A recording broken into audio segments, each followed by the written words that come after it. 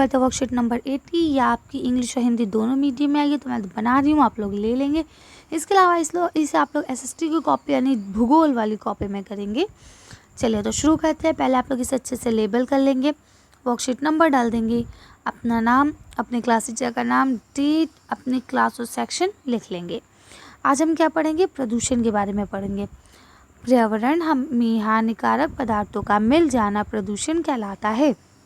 यानी जब पर्यावरण में कोई हानिकारक पदार्थ मिल जाते हैं जो उसको गंदा कर दे, उसको नुकसान पहुंचाए, तो उसे हम क्या कहते हैं?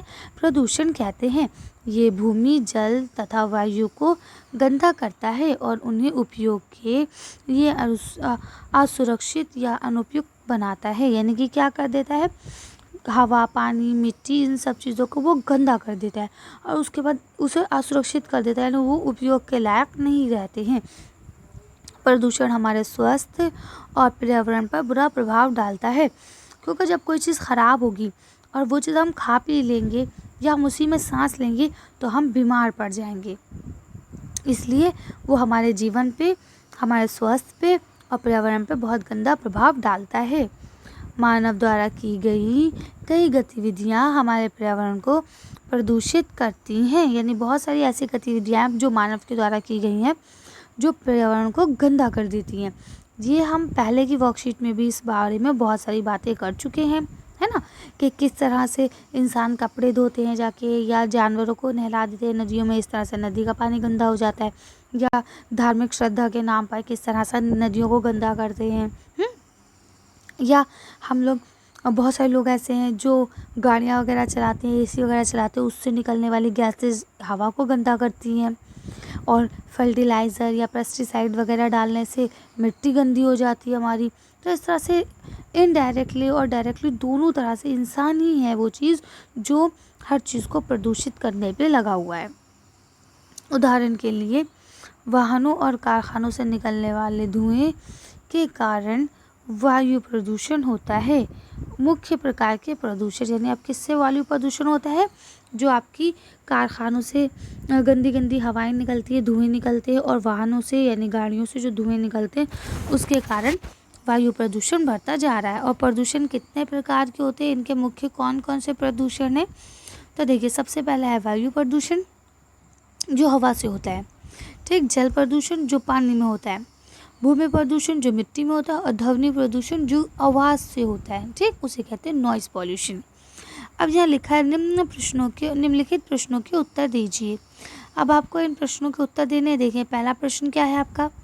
पहला प्रश्न लिखा है निम्न चित्रों में दिखाए गए प्रदूषण के प्रकार को पहचानिए और लिखिए। अब आपको 1 2 3 4 4 प्रकार के प्रदूषण दिखाए गए हैं, इनको पहचानिए और इनका प्रकार लिखिए, कौन से प्रकार का प्रदूषण है। चलिए इसका आंसर देख लेते हैं। अब आप देख सकते हैं कि यहाँ पे क्या निकल रहा है? धुआं निकल रहा है, कारों से भी और फैक्ट्रियों से भी।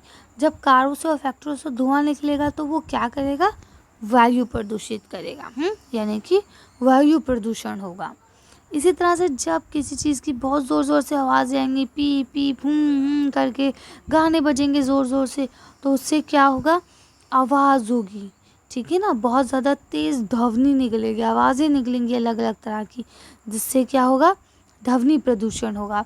यहाँ आप देख सकते हैं किस तरह से कूड़ा कबाड़ा भी पड़ा हुआ है और नाले और फैक्ट्रियों का कचरा भी ज़्यादा के मिल रहा है। तो किसमें मिल रहा है? पानी में। पानी क्या होता है? जल, और इससे कौन सा प्रदूषण होगा? जल प्रदूषण होगा, ठीक। यहाँ आपको दिख रहा है कि गड्ढा खुदा है, मिट्टी है, उसमें लाके कूड़ा भी डाला जा रहा है, तो इससे क्या होगा? भूमि प्रदूषण होगा, ठीक है। तो आप इसको यहाँ से यहाँ तक लिख लेंगे कि ये कौन सा है? वायु प्रदूषण है, ये ध्वनि प्रदूषण है, ये जल प्रदूषण है और ये भूमि प्रदूषण है। अब इसके लिए आप चाहे तो चारों के खाली नाम भी लिख सकते हैं, और अगर चाहें तो इनकी जो पिक्चर्स आती है ना कटिंग पेस्टिंग वाली, उसे आप लाके पेस्ट करके पेस्ट भी कर सकते हैं। चलिए नेक्स्ट क्वेश्चन पढ़ते हैं हम लोग।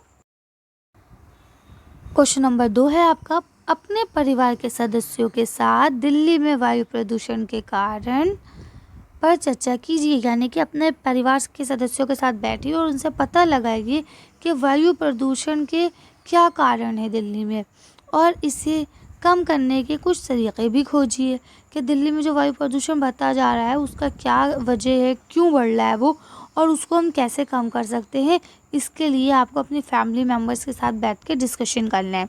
चलिए तो इसका आंसर हम लोग देख लेते हैं। इसका आंसर यहाँ से लिखेंगे। पहले पहले हम इसके कारण पता करते हैं। तो देखिए लिखा है, दिल्ली में वायु प्रदूषण के कई कारण हैं, जिनमें लकड़ी जलाना। अब देखिए लकड़ी का जलना होता है ना, लकड़ी जलाते हैं फैक्ट्री वगैरह में भी या आम दिनों में भी खाना वाना बनाने के लिए। तो सबसे पहला क्या हो गया, लकड़ी का जलना। दूसरा क्या हो गया, कृषि भूमि पर आग लगाना। यानी दिल्ली में कुछ जगहों पे अभी भी कृषि भूमि है। दिल्ली में नहीं है तो उसके आजू बाजू जो जगहें हैं वहाँ पे कृषि भूमि है, और फिर जब फसल की कटाई हो जाती है तो वो लोग उस पर आग लगा देते हैं। उससे उठने वाला धुआं जो है क्या करता है, वो आता तो दिल्ली में ही है ना। ऐसा तो नहीं है कि अगर किसी और स्टेट में लगाई जा रही है तो वो वहीं रहेगा, वो दिल्ली में नहीं आएगा। उसके बाद क्या, डीजल जनरेटर, इनसे निकलने वाले डिजिटल जनरेटर जो है उससे निकलने वाले जो धुआं वगैरह होता है वो बहुत खतरनाक होता है। तो डिजिटल जनरेटर से निकास का मतलब होता है धुआं, है ना। तो उससे निकलने वाला धुआं भी बहुत नुकसान करता है।